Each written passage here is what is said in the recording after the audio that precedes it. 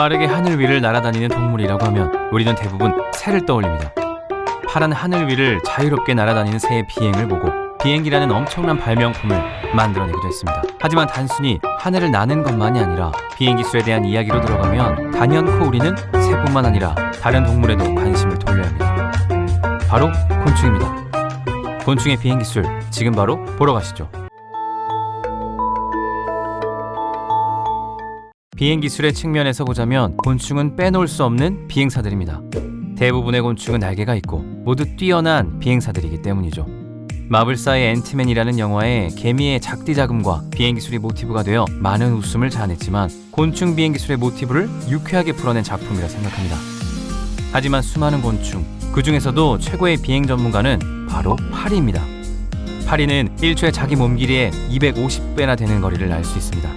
그러기 위해선 1초에 300번 정도 날갯짓을 해야 하죠. 비행을 하려면 많은 에너지를 소비해야 합니다. 그에 따라 대량의 산소도 소모해야 하죠. 파리는 복부 피부에 있는 숨구멍을 통해 비행에 필요한 산소를 호흡하고 있습니다.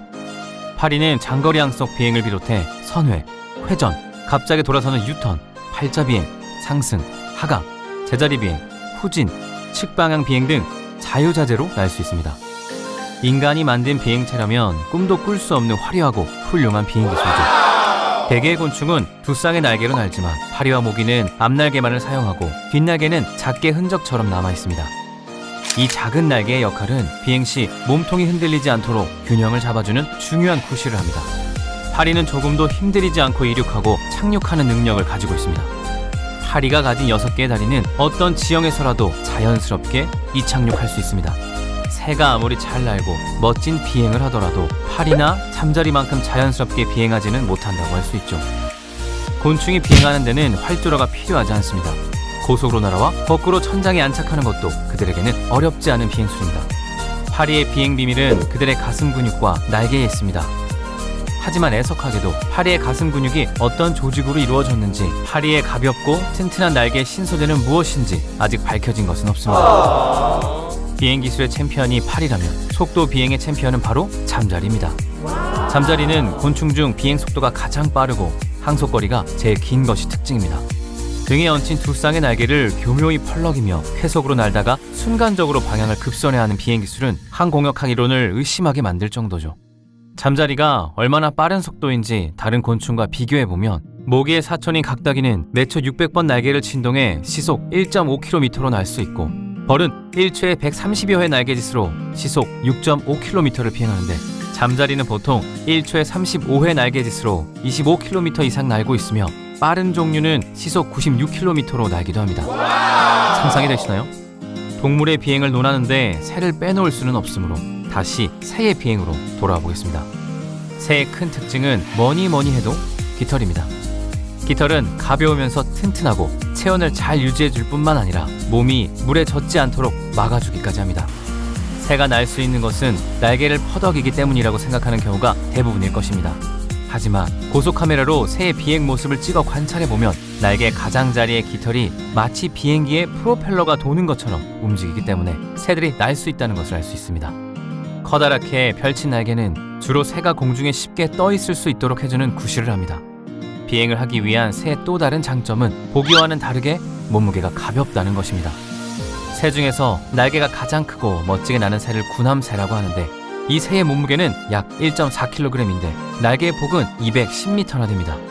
구남새 전체 뼈 무게는 겨우 114g에 불과할 정도로 가볍습니다.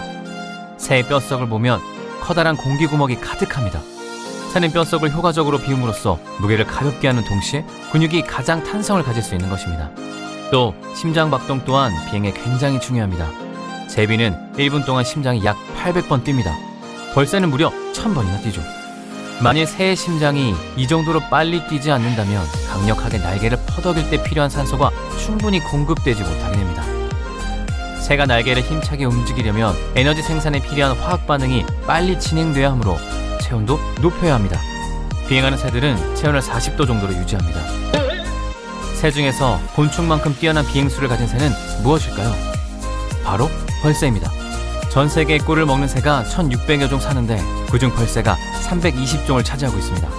쿠바와 그 주변 지역에 사는 체구가 가장 작은 꿀벌 벌새는 몸 길이가 5.5cm에 불과하여 나방과 비슷한 크기입니다. 꽃에 꿀을 먹는 벌새는 꿀을 빠는 동안 꽃 앞에 정지 상태로 날 수 있는 유일한 새 종류입니다. 벌새는 꿀을 먹는 동안 벌처럼 꽃가루 바지도 해준답니다. 이런 벌새 종류는 사계절 꿀을 구할 수 있는 열대 지방에만 살고 있습니다. 벌새의 비행 기술은 파리만큼이나 완벽합니다.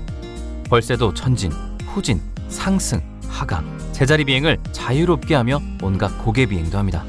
벌새의 날개는 헬리콥터의 회전 날개처럼 움직이는데 날개와 연결된 어깨를 버티는 비행 근육이 체중의 30%를 차지한다고 합니다. 벌새는 1초에 50에서 70회 날개를 퍼덕입니다. 이 진동 속도는 다른 새보다 몇 배는 빠릅니다. 이와 같은 속도로 날개를 움직이려면 엄청난 에너지가 필요합니다. 사람이 벌새처럼 날기 위해서는 매일 자기 체중의 2배나 되는 감자를 먹어야 한다고 합니다.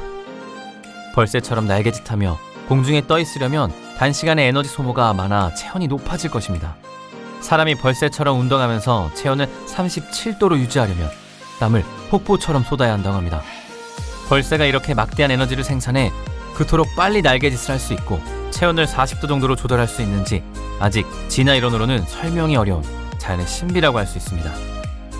비행기의 발명처럼 머지않은 미래에 파리나 잠자리, 벌새 비행 기술의 비밀을 풀어내어 적용해 날 수 있는 날이 올까요? 이상 전파과학사였습니다.